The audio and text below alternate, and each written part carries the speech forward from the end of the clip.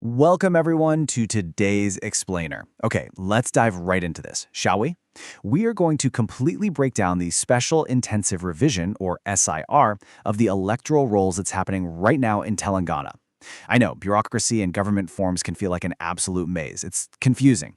But by the end of our time together today, you are going to have a crystal clear checklist of the exact documents you need to secure your vote. Whether you're mapping to an old list or having to start completely fresh, we're going step by step so you leave here fully prepared. Here's our roadmap for today. We'll cover the important SIR deadlines, understand the 3 voter categories, look at criteria for anomalous status, break down document checklists by age, learn how to prove family links, and wrap up with how to file appeals. All right, part 1, the important SIR deadlines. Let's get straight to the timeline, because honestly, the clock is ticking on this one. This really sets our urgency. From June 25th to July 24th, we have the door-to-door enumeration phase, which is when booth-level officers literally come around handing out individual forms. You'll actually get 2 copies, one for them to take back and one for you to keep as proof. But the real test, that happens on July 31st when the draft list is officially published.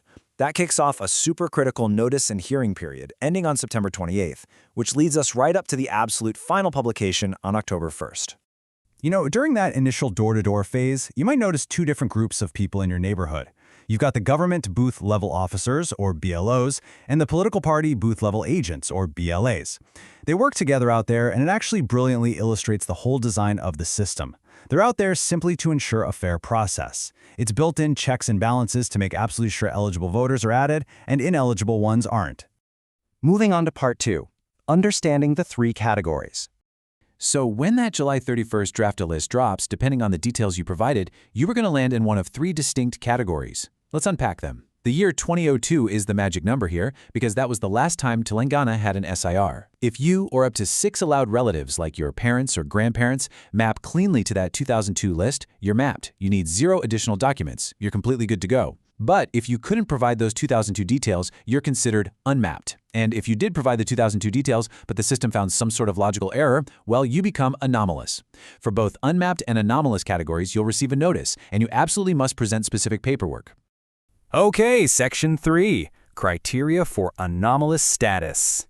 So you might be wondering, what exactly triggers that flag? Over 80 lakh voters in Telangana are currently falling into this anomalous bucket, so it's incredibly likely it could affect you or someone you know. There are these fascinating, highly specific logical triggers. Think about it mathematically. If the recorded age gap between you and your mapped parent is less than 15 years, or maybe more than 50 years, the system flags it. I mean, biology has limits, right? The same goes if you map to a grandparent with less than a 40-year age gap. Even basic spelling mismatches, like Mohad versus Mohammed, or having more than 6 people mapping to one single grandfather from 2002, or siblings with an age gap of under 9 months, any of that will put you straight into the anomalous bucket. Section 4, document checklists by age. Now, if you fall into the unmapped bucket, meaning you had absolutely no links to 2002, your required paperwork completely depends on the exact year you were born. And 3, that is the absolute maximum number of documents you might need to present. Let's break down exactly who needs what. It's actually pretty straightforward.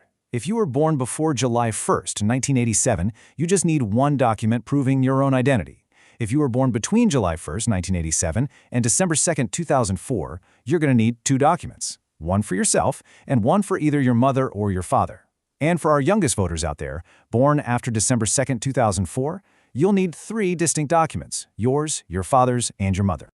But listen, you can't just grab any random piece of paper from your desk drawer. It doesn't work like that. You absolutely must bring specific acceptable documents from the Election Commission of India's official list to your Electoral Registration Officer, or ERO. This includes things like a government pension order, a GHMC-issued birth certificate, a passport, an SSC or inner certificate from a recognized board, or even a cost certificate issued by an MRO. And you have to present these at the exact time and place they specify on your notice. Okay, really quick, note this critical detail. We all naturally reach for our Aadhaar card first, right? But an Aadhaar card is only an identity proof. It is not a citizenship proof.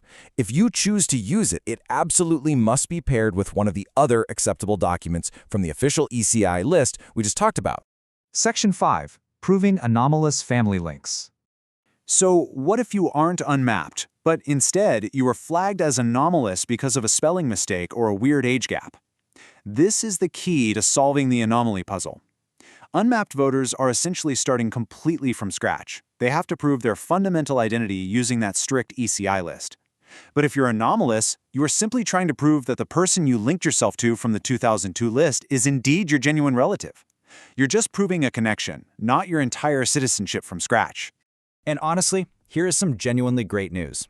As clarified in a recent press conference by the Telangana Chief Electoral Officer, anomalous voters actually have a lot more flexibility. You aren't strictly bound to just that specific ECI list. Other government-issued documents can be accepted, and it's left to the discretion of the ERO to clear up that logical discrepancy. So what does this mean for you? The crucial point is finding official joint documents. We're talking a PAN card showing your parents' name, a driving license that displays a relative connection, or a government food security or ration card. Any official document showing your name side by side with your mapped relative's name is literally your golden ticket to clearing that anomalous flag and securing your spot on the final roll. Finally, Section 6, How to File Appeals. Now what if October 1st gets here and you realize, no way, they actually removed my name incorrectly? Well, you won't be left in the dark. You'll be legally provided with what's called a speaking order. This is a formal written document from the ERO outlining the exact specific reasons your name was taken off the list. And those exact reasons, they become the legal grounds for your appeal. So you get this speaking order and you're unsatisfied with the decision. What's next? You actually have a completely clear, structured path to fight it. First, you take that speaking order and file an appeal one level up with the District Election Officer, or DEO. If the DEO still doesn't resolve it to your satisfaction, you can escalate your case all the way up to the top state official, the Chief Electoral Officer. Basically, there is a robust system in place to protect you if things go wrong. I really hope this explainer empowered you to navigate the SIR process with absolute confidence. We've gone all the way from the timelines and category mapping down to the specific age-based checklists and the appeal protocols. Bureaucracy does not have to be intimidating when you have the right information in hand. So I'm going to leave you with this. If a single piece of paper secures your voice in our democracy, are your documents in order today? Get your papers ready, respond to those notices, and absolutely protect your right to vote. Thanks so much for joining me.